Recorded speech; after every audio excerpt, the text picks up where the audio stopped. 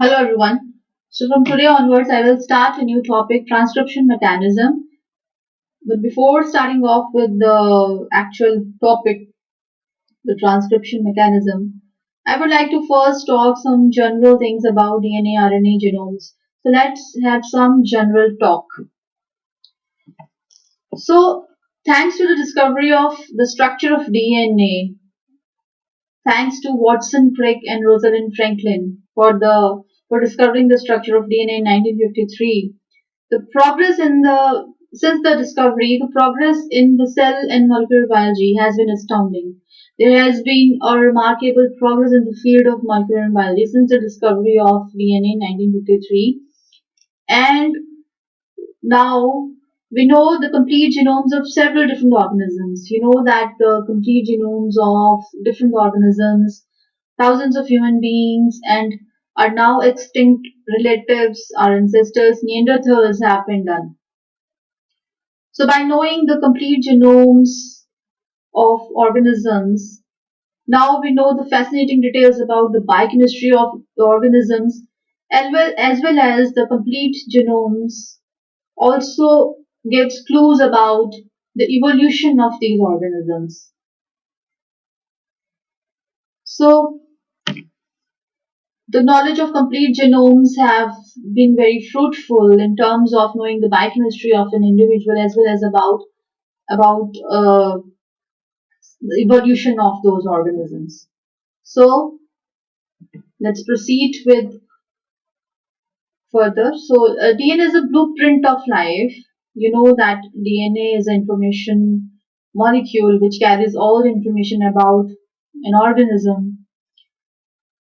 So DNA carries information about organism from the time of fertilization. If we talk about human beings, so it carries information from the time of starting from the time of fertilization to the development of the embryo in utero, the birth of the baby, and the growth and development of the individual throughout life till the time of the death. All the information of an organism is carried by this extremely stable and a very long molecule called DNA. So, you know about the central dogma. Central dogma is about that the DNA is the information carrier. It carries the information about the organism, and the information which is present on the DNA flows from DNA to RNA to proteins. So basically, the information which is present in DNA is finally expressed into proteins. So the flow of genetic information is from DNA to RNA to proteins. So DNA doesn't directly synthesize proteins, but it uses RNA as an intermediate. So this is the central dogma, and it is called central dogma because it is a fundamental principle which is followed by all the organisms. Only few exceptions are there, but all organisms follow this central dogma that the information is carried on the proteins and DNA, and it is expressed into proteins via RNA molecules. But the way in which the information flows from DNA to RNA to proteins, okay, the flow of information from DNA to RNA is called transcription, and the flow of information from DNA to protein is called translation. So transcription and translation happens in all the living organisms, but the way in which this information flows, basically the mechanisms of these transcription and translation mechanisms vary between organisms. Different organisms, they have different mechanisms of transcription and translation. So you will see in prokaryotes, you will have different mechanisms of transcription and translation. In eukaryotes, different mechanisms of transcription and translation. So central dogma is followed by all the organisms, but the way in which the central dogma, this flow of information from DNA to protein happens, it happens in via different ways. So if we believe in central dogma, according to central dogma, the information present in DNA is finally expressed into proteins. But this is not the case always, because there are many genes where RNA is the final product. Many genes express into RNA molecules which are not further which do not further form proteins. So for many genes, RNA is the final product. And what are these RNA molecules? These are non-coding RNA molecules which play some other role. These RNA molecules, these non-coding RNA molecules have other functions. They have these RNA molecules, they can fold into three-dimensional structures, and they can have structural and catalytic roles. We are going to study about ribozymes. Ribozymes are RNA molecules. These are non-coding RNA molecules which have catalytic roles. And some of the non-coding RNA molecules, they act as regulators of gene expression. And there are number of non-coding RNA molecules which are produced, but their role is not yet known. So it is not that if DNA is there, DNA will the information present in DNA will finally get expressed into proteins. Some of the genes, for some of the genes, RNA is their final expression product, which play different kinds of roles in body, from catalytic roles to regulation of the gene expressions, and other roles have to be yet discovered. Moving further, now the information present in genomes is surprisingly, especially in multicellular organisms, is surprisingly in disorderly fashion, and this reflects the chaotic evolutionary history. So our genomes, the genomes of multicellular organisms, our genomes are not very organized molecules. The information which are present in genomes is in disorderly fashion. It is surprisingly disorderly. So, and that reflects the chaotic evolutionary history, as that the multicellular organisms have come a long way during evolution and have undergone intense and immense evolutionary changes. Like इनमें जो genes present हैं वो एक order में, एक uniform fashion में present नहीं है. There is a disorder in the presence of the information in the genome. जो जीन्स हैं वो ऑर्डर में नहीं है. ठीक है, तो चलो इसको समझते हैं. एंड और ये कह रहे हैं कि ये जो डिसऑर्डर जीनोम्स है हमारे, जो इन्फॉर्मेशन जीनोम से प्रेजेंट है, ये डिसऑर्डर है, डिसऑर्डर्ड वे में प्रेजेंट है. मतलब कि कोई यूनिफॉर्म, कोई एक यूनिफॉर्म पैटर्न नहीं है. कोई जीन कहीं प्रेजेंट है तो कोई जीन कहीं प्रेजेंट है. जो मल्टीसेलुलर ऑर्गेनिजम्स में अब हम अपनी बात करें तो 46 क्रोमोसोम हैं. तो एक ही प्रोसेस के, एक ही कोई मेटाबॉलिक प्रोसेस ले लो, उसके जो एंजाइम्स होंगे, अलग अलग एंजाइम्स उसमें इन्वॉल्व रहते हैं. तो कोई एंजाइम का जीन किसी क्रोमोसोम में प्रेजेंट होता है और दूसरे एंजाइम का जो जीन है वो किसी दूसरे क्रोमोसोम में प्रेजेंट होता है. ठीक है, तो एक डिसऑर्डर है. क्योंकि देखा जाए तो अगर कोई एक प्रोसेस है, उसके जितने भी जीन्स हैं वो एक जगह पे प्रेजेंट होने चाहिए, एक ही क्रोमोसोम में प्रेजेंट होने चाहिए. उसी को हम मानेंगे कि यूनिफॉर्म एक ऑर्डर है. ठीक है, लेकिन ऐसा नहीं है. कोई क्रोमोसोम, कोई जीन कहीं किसी क्रोमोसोम में प्रेजेंट होता है, कोई कहीं प्रेजेंट होता है. तो एक डिसऑर्डर है. ठीक है, और ये जो डिसऑर्डर है that reflects the chaotic evolutionary history, because we the multicellular organisms, we have come a long way through the evolution. We have undergone immense and intense evolutionary process. तो उसके दौरान हमारा जो जीनोम है ये बहुत ज्यादा डिसऑर्डर्ड हो गया है. ठीक है, तो इसको समझते हैं. सो जो जीन्स हैं हमारे, जीन्स क्या होते हैं? Gene is a functional unit of DNA which carries information and that is expressed. ठीक है, तो जीन जो है एक स्ट्रक्चरल और फंक्शनल यूनिट है डीएनए की, जो कि एक्सप्रेस होती है. इधर in the form of protein or in the form of RNA molecules, non coding RNA molecules. ठीक है, तो जीन जो है एक स्ट्रक्चरल और फंक्शन यूनिट है डीएनए की. तो हमारे जो मल्टीसेलुलर ऑर्गेनिजम्स के जो जीन्स हैं, these consist of long strings of alternating short exons and long introns. तो जीन्स जो हैं they consist of the coding short exons and non coding long introns. ठीक है, तो कोडिंग और नॉन कोडिंग जो है ऑल्टरनेटिंग पोजीशन में रहते हैं. तो ये आप लोगों को पता है.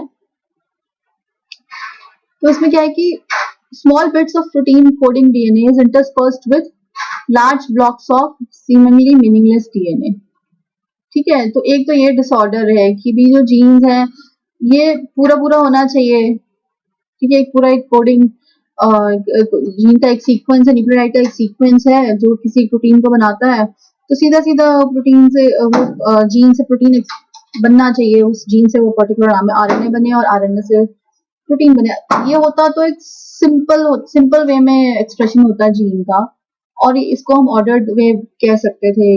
ऑर्डर्ड वे में एक्सप्रेशन हो रहा है, लेकिन ऐसा नहीं है. जो मल्टीसेलुलर ऑर्गेनिज्म में जो जीन्स प्रेजेंट होते हैं उसमें कोडिंग और नॉन कोडिंग दोनों रीजन्स प्रेजेंट होते हैं ऑल्टरनेटिंग वे में. ठीक है, there is a coding region, then there is a non coding region, then there is a coding region, then there is a non coding region. तो आप जानते हैं कि जो हमारे अंदर जो mRNA बनता है, ठीक है, उस that undergoes splicing because of these exons and long introns present between the two exons. ठीक है, तो जब कोई प्रोटीन फॉर्म होना होता है तो जो आरएनए बनता है, फ्री एमआरएनए बनता है, उसकी प्रोसेसिंग होती है. इट अंडरगोस स्लाइसिंग ताकि जो कोडिंग रीजन्स हैं, जो एक्सोन्स हैं, वो आपस में जुड़े और फिर आगे प्रोटीन सिंथेसाइज हो. ठीक है, तो यहाँ पे चीज जो है वो सिंपल होने की बजाय कॉम्प्लेक्स हो जाती है. एक तो ये चीज है, presence of alternative short exons and long introns. ठीक है, दूसरी बात ये है कि जो हमारा डीएनए है, we have a very long DNA. ठीक है, लंबा डीएनए होता है. तो इसमें क्या है कि small bits of protein coding DNA is interspersed with large blocks of seemingly meaningless DNA. इसको समझने के लिए ये देखते हैं. सपोज ये हमारा डीएनए है, लॉन्ग थ्रेड डीएनए है. तो इसमें क्या है कि बीच बीच में कोडिंग जीन्स प्रेजेंट होते हैं. ठीक है, जो फॉर्म करते हैं प्रोटीन्स को, एक्सप्रेस होते हैं प्रोटीन्स में या नॉन कोडिंग आरएनए मॉलिक्यूल्स में एक्सप्रेस होते हैं. लेकिन ये जो कोडिंग जीन्स हैं, these are separated by a long non coding region, the long stretch of DNA which is meaningless DNA. ठीक है, कोडिंग जो जीन्स हैं उनके बीच में एक मीनिंगलेस डीएनए प्रेजेंट होता है, सीमिंगली मीनिंगलेस. दैट मीन्स कि अभी हमें नहीं पता, हमें लगता है कि ये मीनिंगलेस है, लेकिन हो सकता है फ्यूचर में स्टडीज हो, रिसर्च हो, हमें पता चले कि नहीं, कुछ ना कुछ इसका मीनिंग है. बट नहीं, ये जो थ्रेड स्ट्रेच है डीएनए का, ये बीच बीच में ये मीनिंगलेस होता है. तो आपको पता होगा कि ह्यूमन जीनोम का केवल 1% ही एक्सप्रेस होता है. From 1 to 2% is expressed into proteins and non coding RNA. 98% DNA जो है दैट इज मीनिंगलेस डीएनए. तो ये एक पॉइंट है. तो इसमें भी जो कोडिंग रीजन है उसमें भी कुछ सेक्शंस जीनोम के ऐसे हैं जिसमें बहुत सारे जीन्स एक साथ मौजूद होते हैं, मेनी जीन्स जो कि अलग अलग तरह के प्रोटीन्स को एक्सप्रेस करते हैं, और कुछ ऐसे रीजन है जहां पे एक भी जीन नहीं है, यानी कि meaningless DNA. So this tells about the complexity of the disorderly. This shows that genome is present in the information on the genome is present in a disorderly fashion. तो ये बताता है कि क्या कुछ चाउटिक वे में चीजें, जीन्स जो हैं वो इधर उधर पड़े हुए हैं. ठीक है, और इसी में further proteins that work closely with one another in a cell often have their genes located on different chromosomes. तो ये मैंने आपको बताया था कि ऐसे प्रोटीन जो एक दूसरे के साथ काम करते हैं, फॉर एग्जाम्पल एक ही पाथवे है, उसी के प्रोटीन हैं, ऑफन ऐसा होता है कि उनके जो जीन्स हैं वो अलग अलग क्रोमोसोम्स में प्रेजेंट होते हैं. ठीक है, और Adjacent genes encode proteins that have little to do with each other in a cell. तो ऐसा भी है कि जीन्स हैं, कोडिंग सीक्वेंसेस है, एक दूसरे के एडजेसेंट है बिल्कुल, लेकिन एक दूसरे से कोई लेना देना नहीं है. जो प्रोटीन ये इनकोड कर रहे हैं वो अलग अलग पाथवेज में यूज हो रहे हैं. सो आई होप ये क्लियर हुआ होगा that the information present in genome is present in a surprisingly disorderly fashion. एक डिसऑर्डर्ड फैशन में इंफॉर्मेशन जो है वो प्रेजेंट है, और यही रीजन है that the decoding genome is no simple matter. Genome की जो डिकोडिंग है वो that's quite complex. It is no simple matter. कोई भी लैंग्वेज है, कोई भी इंफॉर्मेशन है, उसको एक्सप्रेस करने के लिए एक लैंग्वेज होती है और लैंग्वेज के अल्फाबेट्स होते हैं. तो जीनोम के ऊपर जो इंफॉर्मेशन होती है उसको एक्सप्रेस करने के लिए जो लैंग्वेज है दैट हैज 4 अल्फाबेट्स. ये आपको पता है. Genome has there are 4 alphabets which carries information and which express the information present on genome. तो ये क्या है? Adenine, thymine in DNA, uracil in RNA, guanine and cytosine. So A, G, C, T और U. तो ये 4 alphabets हैं, और ये 4 अल्फाबेट जो हैं, these alphabets direct the information of all the organisms. ठीक है. तो जितने भी ऑर्गेनिजम्स हैं, सिंपल बैक्टीरिया से लेके कॉम्प्लेक्स ह्यूमन बीइंग तक, सारी की सारी इंफॉर्मेशन जो है वो हमारा जो जीनोम है वो एक्सप्रेस करता है via these alphabets A, T, G, C और A, U, G, C. Okay, so this you know. Now genes can be expressed with different efficiencies. DNA में जो जीन्स प्रेजेंट होते हैं सब एक ही तरह से एक्सप्रेस होंगे ऐसा नहीं है. अलग अलग जीन्स की अलग अलग एफिशिएंसी होगी एक्सप्रेशन की, एंड दैट डिपेंड्स अपॉन वो जो प्रोटीन फॉर्म कर रहे हैं वो प्रोटीन की बॉडी को कितनी ज्यादा अमाउंट में जरूरत है. ठीक है. फॉर एग्जाम्पल अगर ये फिगर आप देखो तो इसमें there are 2 genes, gene A and gene B, और ये जो जीन ए है that is transcribed much more efficiently than gene B. ठीक है. तो इसमें क्या है कि जीन ए जो है that is expressed into number of RNA molecules. बहुत सारे आरएनए मॉलिक्यूल्स बन रहे हैं, and each RNA molecule can form number of protein A molecule. ठीक है. जो जीन ए है इट फॉर्म्स प्रोटीन ए, और efficiency of expression of gene A is greater than the efficiency of expression of gene B, and multiple RNA molecules are transcribed from the same gene. ठीक है. and each RNA molecule can synthesize number of protein A molecules. और यहीं पे gene B जो है this is expressed only into one molecule of RNA and which is translated into one molecule of protein B. ठीक है. तो ये why there is difference in efficiency that depends upon the protein, the use of the protein by the cell. Cell को अगर जैसे आपको protein A की बहुत ज्यादा जरूरत है, प्रोटीन ए जो है वो बहुत ज्यादा अमाउंट में सेल को चाहिए, तो फिर इसका एक्सप्रेशन भी ज्यादा अमाउंट में होगा. ठीक है. प्रोटीन बी की उतनी ज्यादा रिक्वायरमेंट नहीं है, बहुत ज्यादा अमाउंट में सेल को प्रोटीन बी नहीं चाहिए, तो फिर उसका जीन का एक्सप्रेशन भी उस हिसाब से कम होगा. So genes can be expressed with different efficiencies.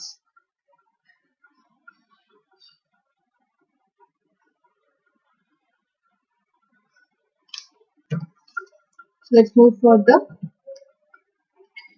Now अब देखते हैं कि डीएनए और आरएनए मॉलिक्यूल्स में क्या सिमिलैरिटीज हैं और क्या डिसिमिलैरिटीज हैं. तो वो DNA and RNA molecules are linear polymer made up of 4 different nucleotides linked together by phosphodiester bonds. ठीक है. दोनों ही डीएनए और RNA molecules they are similar molecules because both are linear polymers made up of 4 different nucleotides which are linked together by a phosphodiester bonds. So RNA differs from DNA chemically in 2 respects. सिर्फ 2 points है जहाँ पे इन दोनों में difference है. First is the nucleotides in RNA are ribonucleotides and the nucleotides in DNA are deoxyribonucleotides. Please we know that RNA और DNA में क्या डिफरेंस है कि RNA में राइबोस यूनिट जो है वो दैट इज राइबोज यूनिट जो है वो उसका जो 2 प्राइम कार्बन है उस पे HOH ग्रुप प्रेजेंट होता है, और डीएनए में जो राइबोज यूनिट है उसका जो 2 प्राइम कार्बन है उसमें HH प्रेजेंट होता है. सो the nucleotides present in the ribose unit present in DNA is reduced form, ठीक है, as compare to the ribonucleotides. तो आपको पता है ribonucleotides undergo reduction to form deoxyribonucleotides. ये आपने मेटाबॉलिज्म में पढ़ा है. सो ये एक डिफरेंस है. उसके अलावा RNA contains uracil in place of thymine, ठीक है. तो बेस पेयरिंग में G pairs with C and A pairs with U in case of RNA, और डीएनए में G pairs with C and A pairs with T. But कहीं कहीं occasionally आप देखोगे कि G can also pair with U. Okay, तो हालांकि जो केमिकल डिफरेंसेस है आरएनए और डीएनए मॉलिक्यूल्स में वो बहुत ज्यादा नहीं है, बहुत स्लाइट डिफरेंसेस है, फिर भी both molecules they differ dramatically in overall structure. दोनों मॉलिक्यूल जो है वो उनमें ड्रामेटिक डिफरेंस है. तो उसमें एक है कि डीएनए जो है that occurs in double helix forms in cells. DNA जो है डबल हेलिक्स फॉर्म में प्रेजेंट होता है, जबकि जो आरएनए है वो सिंगल स्ट्रैंडेड फॉर्म में प्रेजेंट होता है. डीएनए का डबल हेलिक्स में होना मेक्स डीएनए स्टेबल मॉलिक्यूल. ठीक है, डीएनए के बारे में एक फैक्ट है that DNA is a exceptionally stable molecule. ठीक है, it is a exceptionally stable molecule. RNA जो है इन कंपैरिजन टू डीएनए उतना स्टेबल नहीं होता. ठीक है, लेकिन फिर भी within the cell RNA एक स्टेबल मॉलिक्यूल होता है विद इन द सेल.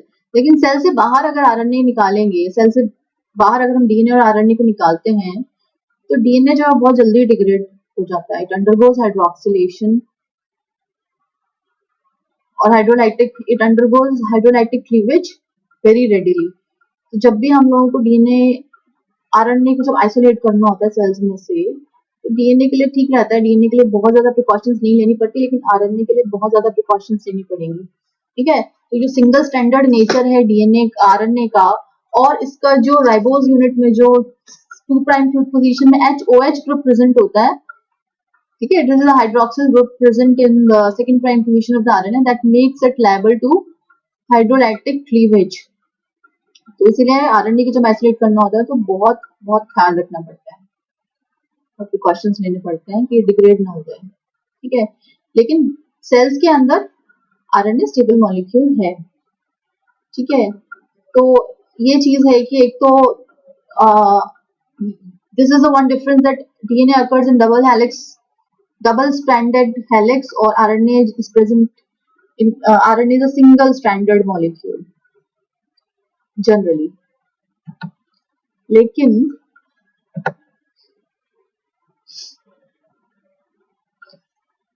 लेकिन फिर भी जो आरएनए है within our body, RNA can fold into specific structures.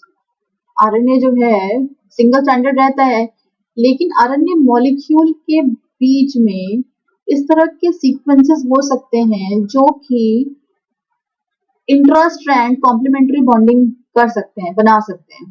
ठीक है, RNA जो है, it is largely a single-stranded molecule, but it often contains short stretches of nucleotides that can form conventional base pairs with complementary sequences found elsewhere on the same molecule. जैसे कि यहाँ पे आप देख रहे हो, ये यहाँ से अगर शुरू करें तो ये एक सिंगल स्ट्रैंडेड मॉलिक्यूल है RNA, जिसमें बीच में इस तरह के स्ट्रेचेस हैं जहाँ पे आपस में कन्वेंशनल बॉन्डिंग ये लोग बना रहे हैं. कन्वेंशनल बेस पेयर्स जो है वो एक दूसरे के साथ बन रहे हैं. There is a complementary base pairing within the molecule, और ये जगह जगह पर है. There this is one stretch, second stretch, third stretch, fourth stretch. अगर इस मॉलिक्यूल को देखें तो, और ये फिफ्थ स्ट्रेच. तो 1 2 3 4 5 6, तो 6 जगह पर ये there is a stretch where complementary base pairing is happening, और इसकी वजह से ये जो आरएनए मॉलिक्यूल है इसकी एक शेप बन गई है. ठीक है, इसकी एक शेप बन गई है तो जो बेस पेयरिंग है वो कन्वेंशनल भी होती है और नॉन कन्वेंशनल भी होती है। ठीक है, नॉन कन्वेंशनल बेस पेयरिंग में फिर वो जी सी और ए टी वाला बेस पेयरिंग या नहीं होती। नॉन कन्वेंशनल बेस पेयर्स में जो जैसे जी जो है वो यू के साथ पेयर बना रहा है, जैसे मैंने आपको बताया था कि ओकेजनली कभी कभी जी यू के साथ भी पेयर बना सकता है, तो वो जो पेयरिंग होगी वो कन्वेंशनल पेयरिंग नहीं होती, वो नॉन कन्वेंशनल पेयरिंग होती है। तो जैसे ये जो मॉलिक्यूल है इसमें ये जो रेड बॉक्सेस वाला है ये तो कन्वेंशनल पेयरिंग है, और जो ग्रीन बॉक्सेस वाला है ये नॉन कन्वेंशनल पेयरिंग है। तो दोनों तरह की आरएनए मॉलिक्यूल्स में दोनों तरह की बेस पेयरिंग हो सकती है। इंट्रा मॉलिक्यूलर बेस पेयरिंग मतलब विद इन आरएनए स्ट्रैंड आपस में बेस पेयरिंग होगी। ये जो आरएनए मॉलिक्यूल्स है they can have a three dimensional structure, and because of the three dimensional structure they can have different kinds of roles, the structural role, the catalytic role, the regulatory roles. ठीक है, इसके बारे में हम आगे भी पढ़ेंगे। तो ये जो C है this is a structure of an actual RNA molecule. ठीक है, and it is RNA molecule that can catalyze its own splicing. Okay, so this was it about today's lecture, and आगे हम फिर कंटिन्यू करेंगे next time. तो ये जो lecture मैंने सारा प्रिपेयर किया आप लोगों के लिए ये एल्बर्ट से लिया है। Let me show you the front cover. या the molecular biology of the cell 6th edition by Alberts. ठीक है, इसकी ई कॉपी मेरे पास है और आई होप आप लोगों के पास भी होगी। It's a gold standard book of molecular biology, बहुत अच्छी किताब है। तो इसी से मैं अपना लेक्चर जो है वो ये वाला लेक्चर भी प्रिपेयर किया और आगे फर्दर और भी लेक्चर्स में इसी बुक में से प्रिपेयर करूंगी। सो अगर नहीं है किसी के पास ये कॉपी तो आप लोग डाउनलोड कर सकते हो, इसकी फ्री कॉपी अवेलेबल है इंटरनेट पे। और अगर हो पाता है तो फिर मेरे पास इसकी copy, I can share the copy with you. Okay, so this is it for now. Okay, take care, bye bye.